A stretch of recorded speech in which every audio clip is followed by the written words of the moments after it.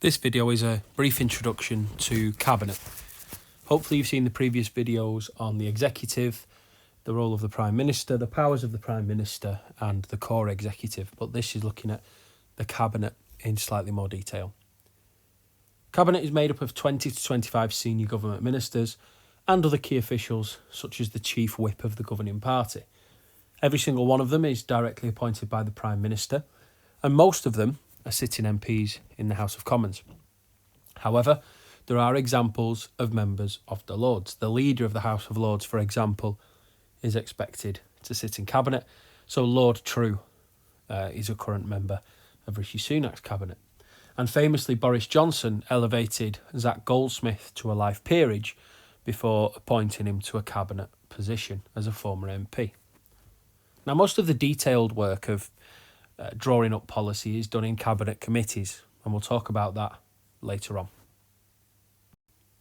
So, when we're talking about Cabinet, we're talking about how senior ministers come together to discuss and decide upon policy. Now, the proceedings of Cabinet meetings are secret. They meet once a week, Thursday morning. The PM chairs the meeting, and it's the PM who determines the agenda for each meeting.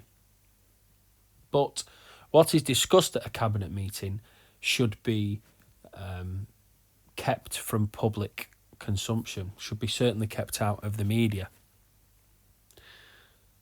All members of Cabinet are expected to publicly support the decisions made in those meetings. Ministers are allowed to present concerns about policies, but once policies are decided upon, they are supposed to collectively support it. And that is known as collective Cabinet responsibility. And that is a convention that dictates that if a member of Cabinet cannot support policy publicly, they're expected to resign. Cabinet is never set, and Cabinet ministers are never far away from losing their job, but indeed promotion too, in so-called reshuffles. So Rishi Sunak, just 4 months into the job of Prime Minister, decided to have his own reshuffle. And you can see there that two people close to him, to his left, Chancellor of the Exchequer, Jeremy Hunt, and to the right, a rising star of the Tory right, Kemi Badenoch, who was selected to head a new department of business and trade. And in a Cabinet meeting, the closer you are to the Prime Minister, the more influential your position is said to be.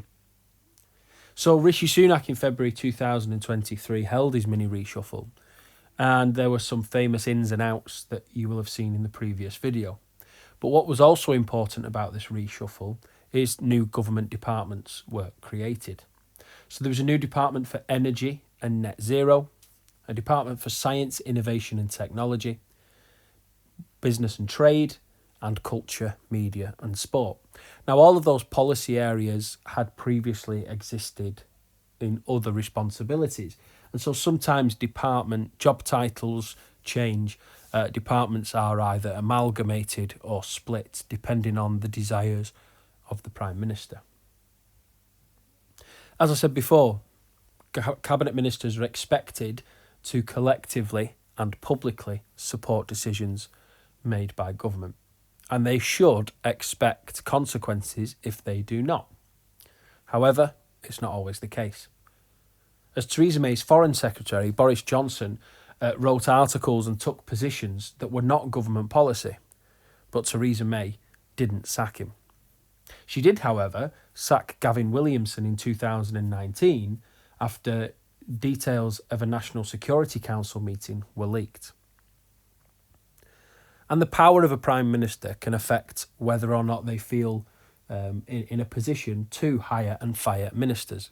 It was clear that Theresa May wrestled with the idea of sacking Boris Johnson, who is a particularly popular member of the Conservative right wing and popular on the Conservative backbenches. And to sack him would have brought a lot of criticism and opposition for a Prime Minister that didn't have a majority in the House of Commons. Because Gavin Williamson didn't enjoy that same level of support, she may have felt more emboldened to remove him from his position. Despite the weaknesses that Theresa May faced, quite often Prime Ministers dominate the work of Cabinet. In 1976, Lord Hailsham coined the phrase elective dictatorship, with the Prime Minister at the head of it. But Theresa May cannot be said to have enjoyed that role. She was seen as a weak Prime Minister. In 2019, 8 of her own Cabinet Ministers voted against extending Article 50. And Article 50 was the process of leaving the European Union.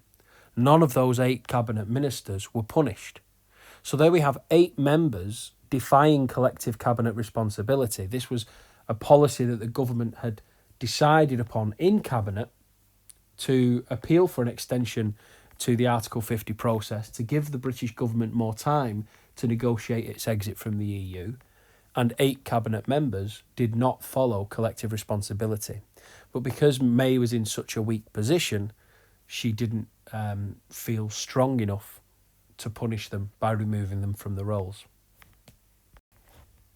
And in recent years, the importance and significance of Cabinet has been said to have been affected. In the 1980s, Margaret Thatcher had her so-called kitchen cabinet. So even within those senior government ministers, she had a smaller group of individuals with whom she spoke with more often and more frequently outside of cabinet meetings on a Thursday. Tony Blair famously had what was known as sofa government. You can see him there speaking with a small collection of government ministers, including Chancellor of the Exchequer, Gordon Brown, and Home Secretary at the time, Jack Straw. David Cameron famously formed the Quad during the coalition years, which included himself, Chancellor of the Exchequer, George Osborne, Deputy Prime Minister Nick Clegg, and the Chief Secretary to the Treasury, Danny Alexander.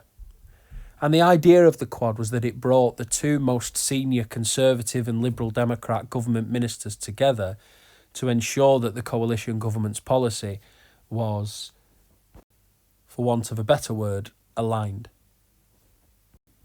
And under Thatcher, with the kitchen cabinet, Blair's so-called sofa government, and Cameron's Quad, we can say that the influence of cabinet as a whole has been undermined.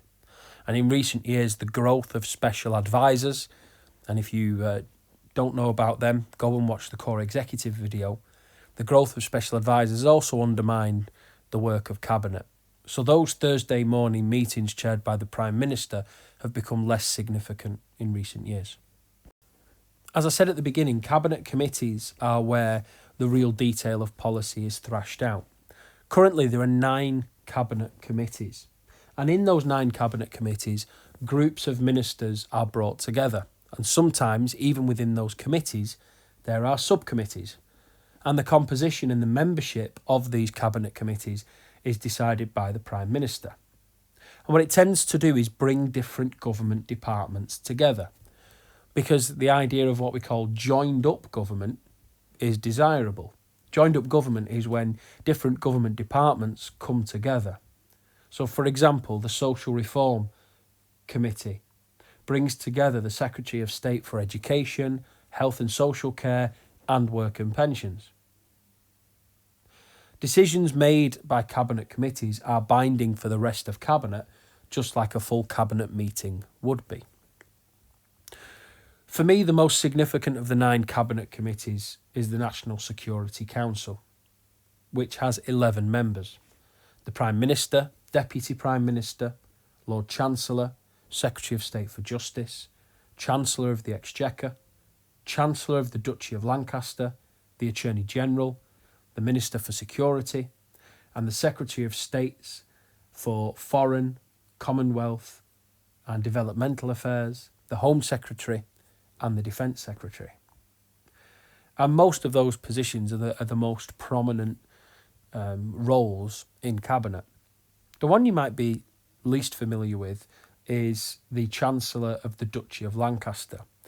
That position is the second highest ranking member of the Cabinet Office.